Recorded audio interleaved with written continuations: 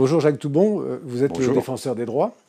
Le CNFPT développe actuellement des formations pour aider à construire des pratiques professionnelles de nouvelles fonctions au sein de la fonction publique territoriale.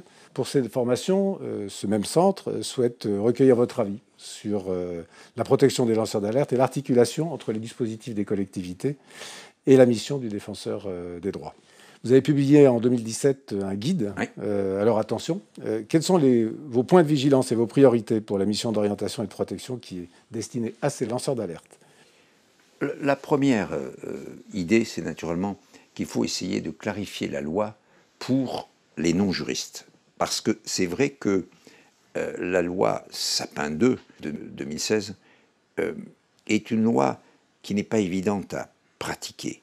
Et ce que nous avons voulu faire dans ce guide, c'est donner des indications qui aboutissent à ce que celui qui veut être un lanceur d'alerte court le moins de risques possible. Et donc, d'abord de dire comment il faut vraiment appliquer la loi. Et en particulier, les 3 stades de l'alerte telle qu'elle est prévue par la loi Sapin. Je m'adresse à mon supérieur immédiat, puis je m'adresse à, si j'ose dire, un chef de service, et si, à ce niveau-là, je ne suis pas entendu, à ce moment-là, je peux sortir de mon institution et rendre au public mon alerte. Donc, nous avons voulu faire ça, mais nous voudrions aussi, c'est le deuxième point de vigilance que je veux dire, nous assurer qu'il y a une cohérence dans les législations. Et c'est clair, ce n'est pas le cas. La loi Sapin a supprimé toute une partie du dispositif concernant la santé et l'environnement, et nous avons saisi le Premier ministre sur ce sujet à l'automne dernier. Nous espérons qu'un jour il y aura un complément de la loi, et puis, d'autre part, nous avons essayé dernièrement de faire en sorte que la mise en œuvre de la nouvelle loi sur le secret des affaires, qui est actuellement en fin de discussion, ne crée pas de risques supplémentaires pour les lanceurs d'alerte. Donc vous voyez, notre volonté, c'est faire en sorte que le lancement de l'alerte soit le plus sécurisé possible. Et je pense que c'est très important, notamment dans les collectivités territoriales. Alors précisément, on constate que la loi organise plusieurs voies possibles pour une personne qui souhaiterait lancer une alerte, avec des dispositifs portés par les collectivités territoriales, mais aussi par le défenseur des droits. Oui. Précisément, les collectivités doivent mettre en place leur dispositif interne. Absolument. Quelles recommandations feriez-vous à ces collectivités qui concernent ce dispositif de recueil de signalements émis par les lanceurs d'alerte? Alors, c'est clair que nous, comme vous le savez, nous avons dans cette affaire un rôle neutre. Nous ne prononçons pas sur le bien fondé de l'alerte. Nous cherchons à orienter les lanceurs d'alerte, à leur dire à quel service, à quelle administration, à quelle autorité il faut qu'ils s'adressent, suivant le sujet.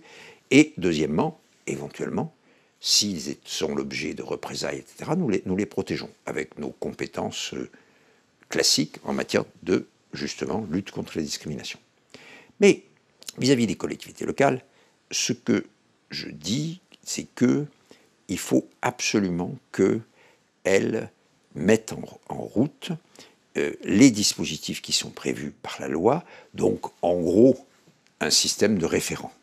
Ce que je veux souligner, c'est que les grandes collectivités ont une obligation, bien, mais que pour autant, dans les petites communes, par exemple, il peut y avoir des lanceurs d'alerte, et il peut y avoir des alertes qui sont lancées.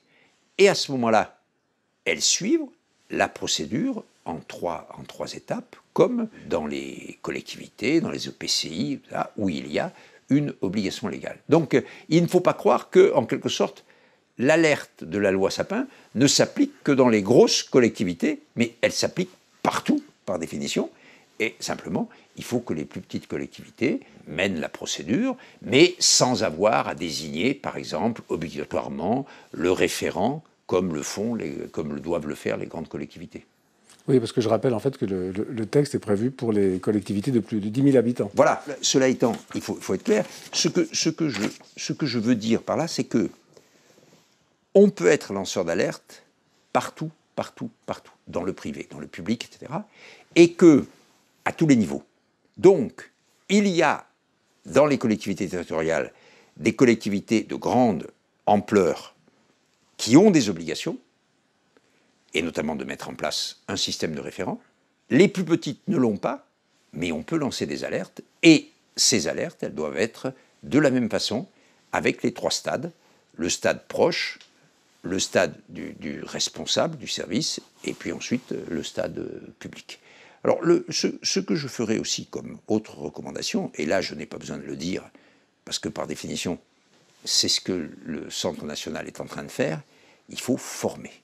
Il faut former les responsables de personnel, il faut former tous les agents de manière générale, parce que aujourd'hui, nous avons incontestablement un climat où on veut faire beaucoup de dénonciations, on veut faire la justice en quelque sorte, et il faut que les choses soient bien précises. C'est pour ça que la loi Sapin, quels que soient ses défauts, j'ai dit tout à l'heure qu'elle était un peu lacunaire, a ce mérite d'inscrire le lancement de l'alerte dans la légalité et de lui enlever ce caractère spontané, en quelque sorte, et improvisé, en quelque sorte, qui était le sien jusqu'à maintenant. C'est pour ça que cette loi a constitué un progrès, parce qu'elle a mis la France au niveau des 30 ou 40 pays qui avaient déjà légalisé le lancement de l'alerte. L'autre remarque que je veux faire, c'est ce qui concerne l'identification des lanceurs d'alerte.